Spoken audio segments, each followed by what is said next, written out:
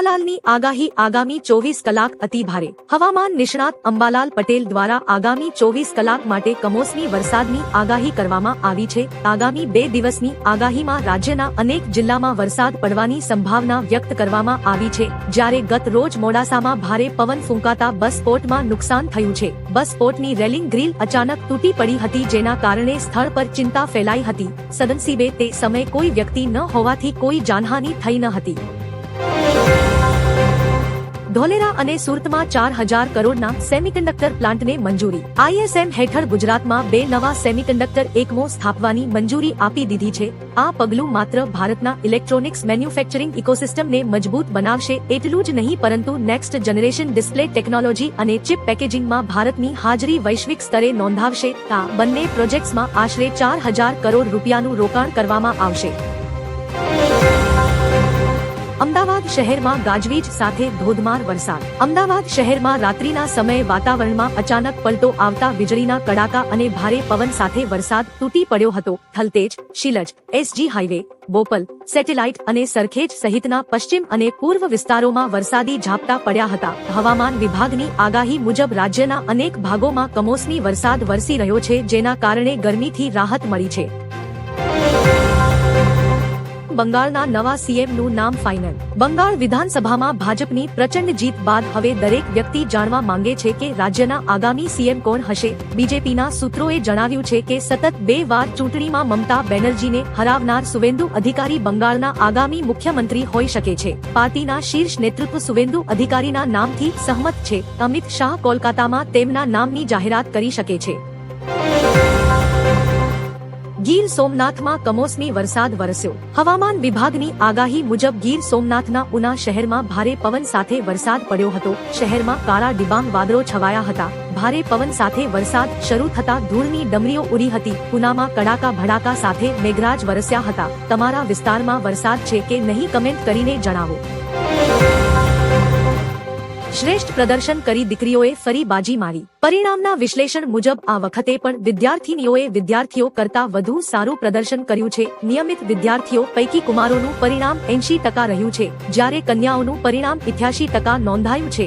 આમ કન્યાઓએ કુમારો કરતા 8.16% વધુ પરિણામ મેળવીને ફરી એકવાર મેદાન માર્યું છે। દીકરીઓના આ શાનદાર દેખાવથી વાલીઓ અને શાળાઓમાં અત્યંત ગૌરવ અને આનંદની લાગણી છવાઈ છે।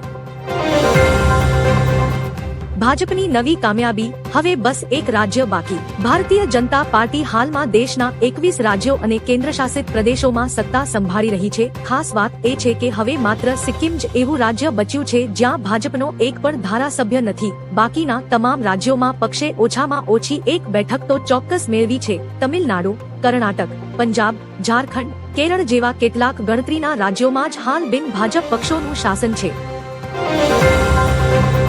કચ્છમાં ભર ઉનાળે વરસાદ। કચ્છમાં ભર ઉનાળે અચાનક વાતાવરણ પલટાયું હતું। ભુજ અને અંજારના ગ્રામ્ય વિસ્તારોમાં વરસાદ પડ્યો હતો। હીરાપર, મોડસર અને મોખાણા સહિતના વિસ્તારોમાં ભારે પવન સાથે કરા સાથે વરસાદ વરસ્યો હતો। અચાનક માવઠું પડતા ખેડૂતોમાં ચિંતાનો માહોલ છે। તેઓ પાકને નુકસાનની આશંકાથી ચિંતિત છે। ભારતના 2 શહેરોમાં હુમલો। પંજાબમાં જલંધર બાદ અમૃતસરમાં BSF બેઝ પાસે થયેલા ધમાકાથી હડકંપ મચી ગયો છે। જલંધરમાં સ્કૂટરમાં વિસ્ફોટ થયાના થોડા સમય બાદ અમૃતસરના ખાસા આર્મી કેમ્પ પાસે બીજો ધમાકો થયો હતો। કેન્દ્રીય એજન્સીઓને શંકા છે કે બાઇક પર આવેલા શખ્સે ગ્રેનેડથી હુમલો કર્યો છે। આ આતંકી ઘટના પાછળ પાકિસ્તાની હેન્ડલર્સનો હાથ હોવાની આશંકા વચ્ચે સુરક્ષા દળોએ સમગ્ર વિસ્તારમાં ચુસ્ત બંદોબસ્ત ગોઠવી તપાસ તેજ કરી છે। 3 આતંકવાદીઓ વિરુદ્ધ અમદાવાદમાં ચાર્જશીટ દાખલ। NIA ISIS સાથે જોડાયેલા 3 આતંકવાદીઓ વિરુદ્ધ અમદાવાદની સ્પેશિયલ કોર્ટમાં ચાર્જશીટ દાખલ કરી છે। આરોપીઓએ એરંડાના બીજમાંથી સાયનાઇડ કરતા પણ ખતરનાક ઝેર બનાવી સામૂહિક હત્યાકાંડનું ભયાનક કાવતરું ઘડ્યું હતું। મુખ્ય આરોપી હૈદરાબાદનો ડોક્ટર સૈયદ અહેમદ છે। આ જેહાદી બાયો ટેરરિઝમ દ્વારા જાહેર સ્થળોએ નિર્દોષ લોકોને નિશાન બનાવવાનો તેમનો ઈરાદો હતો। રાહુલ ગાંધીને તેના નામ પાછળથી ગાંધી હટાવી દેવું જોઈએ। આચાર્ય પ્રમોદ કૃષ્ણમે રાહુલ ગાંધી પર તીખા પ્રહારો કર્યા। તેમને કહ્યું રાહુલ ગાંધીને તેમના નામ પાછળથી ગાંધી શબ્દ હટાવી દેવાનો યોગ્ય સમય આવી ગયો છે। વધુમાં તેમને કહ્યું કે મહાત્મા ગાંધીના ચરિત્રની કોઈ પણ ઝલક દેખાતી નથી। વિપક્ષ પણ જાણે છે કે તેમના નેતૃત્વમાં બીજેપીને હરાવી શકાશે નહીં। કોંગ્રેસ નેતા પણ જાણે છે કે તેઓ હવે મુકાબલો કરી શકશે નહીં। દેશની જનતાએ રાહુલને ગાંધી રૂપે નકારી દીધા છે।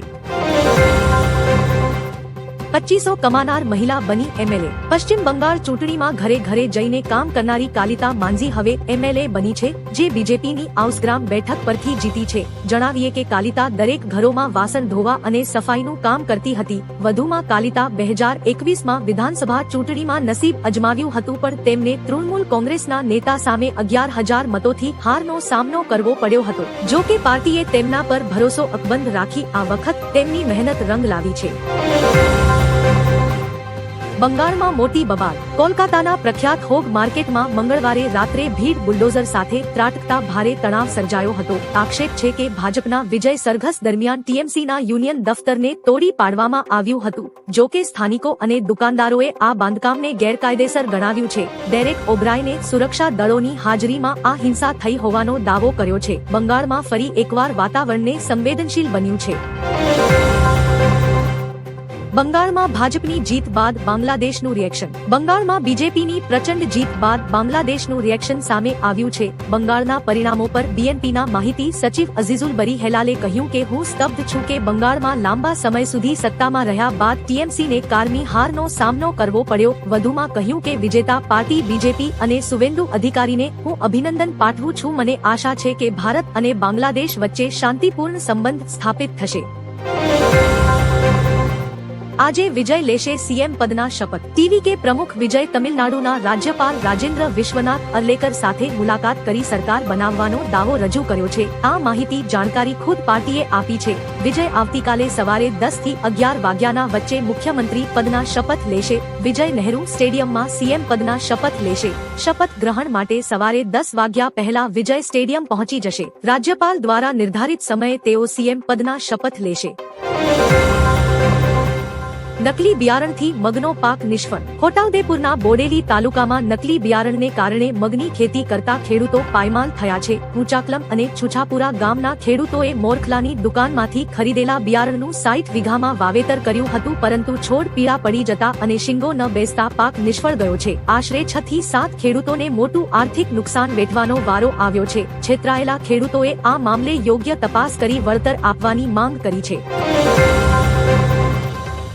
બંગાળમાં બુલડોઝરથી જશ્ન મનાવવા પર પ્રતિબંધ। બંગાળમાં બીજેપીની પ્રચંડ જીત બાદ જેસીબીથી જશ્ન મનાવવા પર પ્રતિબંધ લગાવી દેવામાં આવ્યો છે। પોલીસે ચેતવણી આપી છે કે બંગાળમાં જેસીબીથી જશ્ન મનાવવા દઈશું નહીં। જીતના જશ્નમાં જેસીબી અથવા બુલડોઝરનો ઉપયોગ કરવામાં આવશે નહીં। કોલકાતાના ન્યૂ માર્કેટ અને અન્ય વિસ્તારોમાં બીજેપીની જીત બાદ જેસીબીથી દુકાનો તોડવી અને જશ્ન મનાવવાના સમાચાર સામે આવ્યા બાદ પોલીસ દ્વારા ચેતવણી આપવામાં આવી છે। ભારત માટે ખરાબ સમાચાર। સ્ટ્રેટ ઓફ હોર્મુઝથી સૌથી ખરાબ સમાચાર સામે આવી રહ્યા છે। વાસ્તવમાં સ્ટ્રેટ ઓફ હોર્મુઝ પર અમેરિકાનું પ્રોજેક્ટ ફ્રીડમ હાલમાં રોકી દેવામાં આવ્યું છે। આવામાં હોર્મુઝમાં ફસાયેલા ભારતીય જહાજોને નીકળવાનો પ્લાન ફરી સ્થગિત થયો છે। અમેરિકાનું કહેવું છે કે પ્રોજેક્ટ ફ્રીડમ ઈરાન સાથેના કરારને અંતિમ સ્વરૂપ આપવા માટે રોકી દેવામાં આવ્યું છે। જો કે હોર્મુઝમાં નાકાબંધી હજુ પણ જારી છે।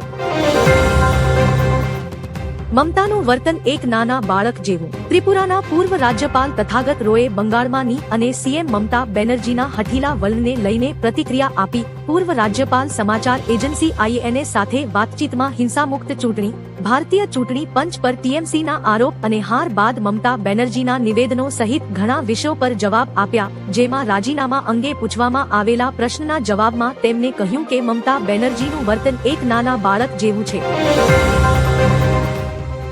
તમિલનાડુમાં ગઠબંધન તૂટ્યું। તમિલનાડુમાં મોટો ઉલટફેર જોવા મળ્યો છે। અહીંયા કોંગ્રેસ ડીએમકે સાથેનું ગઠબંધન ખતમ કરવાની જાહેરાત કરી છે। કોંગ્રેસ પાર્ટીએ એક્સ પર પોસ્ટ કરીને કહ્યું કે ટીવીકે અધ્યક્ષ વિજય ઔપચારિક રીતે કોંગ્રેસ સાથે સમર્થન માંગ્યું, જે બાદ તમિલનાડુ કોંગ્રેસ કમિટી અને કોંગ્રેસ વિધાનસભા પક્ષે રાજ્યમાં સરકાર ગઠન માટે ટીવીકેને સમર્થન આપવાનો નિર્ણય લીધો છે। કોંગ્રેસે એ પણ સ્પષ્ટ કર્યું કે સમર્થન કોંગ્રેસની વિચારધારા શરતી હશે। કચ્છમાં મળી બિનવારસી પાકિસ્તાની બોટ। કચ્છના ખાડી વિસ્તારમાં એક બિનવારસી પાકિસ્તાની બોટ મળી આવ્યા બાદ સુરક્ષા એજન્સીઓને એલર્ટ કરવામાં આવી। બોર્ડર સિક્યુરિટી ફોર્સ BSF દ્વારા નિયમિત પેટ્રોલિંગ દરમિયાન આ બોટ મળી આવી હતી, જેના પગલે સમગ્ર વિસ્તારમાં સુરક્ષા વધારી દેવામાં આવી છે। તપાસમાં બોટમાં માછીમારીના સાધનો હોવાનું બહાર આવ્યું છે અને તેમાં કોઈ શંકાસ્પદ વસ્તુ મળી આવી નથી। તાજેતરની ઘટનાઓને ધ્યાને રાખી સુરક્ષા વધારી દેવામાં આવી છે। લુબી કંપનીમાં કર્મચારીઓની હડતાલ। અમદાવાદના મેમ્કો સ્થિત લુબી કંપનીના 500 થી વધુ કર્મચારીઓ પગાર વધારાની માંગ સાથે હડતાલ પર ઉતર્યા છે। સરકારી ધારાધોરણ મુજબ લઘુત્તમ પગાર 18,000 કરવાની અને ઓવરટાઇમ મુદ્દે લાંબા સમયથી ચાલી રહેલી રજૂઆતોનો ઉકેલ ન આવતા કામદારોમાં ભારે રોષ જોવા મળ્યો છે। હાલ કંપનીના દરવાજા બંધ કરી દેવાયા છે અને ઉત્પાદન કાર્ય ઠપ્પ થઈ ગયું છે। બંગાળ હિંસા બાદ ચૂંટણી પંચના કડક આદેશ। મુખ્ય ચૂંટણી કમિશનર જ્ઞાનેશ કુમારે પશ્ચિમ બંગાળમાં હિંસા અને તોડફોડ રોકવા કડક આદેશો આપ્યા છે। તેમણે રાજ્યના મુખ્ય સચિવ, DGP અને પોલીસ કમિશનર સહિત તમામ ઉચ્ચ અધિકારીઓને હિંસાખોરો સામે કડક કાર્યવાહી કરવા સૂચના આપી છે। સેન્ટ્રલ આર્મ્ડ પોલીસ ફોર્સ અને સ્થાનિક પોલીસને સંવેદનશીલ વિસ્તારોમાં સતત પેટ્રોલિંગ કરવા જણાવાયું છે। કોઈપણ કચાસ ન રાખવા આદેશ આપ્યો છે। ઈરાન નજીકથી અમેરિકન વિમાન ગાયબ। ઈરાન નજીક ફાર્સની ખાડીમાં ઉડાન ભરી રહેલું અમેરિકન લશ્કરી વિમાન બોઇંગ KC-135 અચાનક ગાયબ થયું છે। ઉડતા ઇંધણ સ્ટેશન તરીકે ઓળખાતા આ વિમાને ગાયબ થતા પહેલા ઇમરજન્સી સંકેત 7,700 જારી કર્યો હતો। 37,000 કિલોથી વધુ વજન વહન કરવાની ક્ષમતા ધરાવતું આ પ્લેન લાંબા સમય સુધી હવામાં ચક્કર માર્યા બાદ ટ્રેકિંગ ડેટામાંથી દૂર થયું હતું। જો કે ઈરાને આમાં પોતાનો હાથ હોવાનો ઇનકાર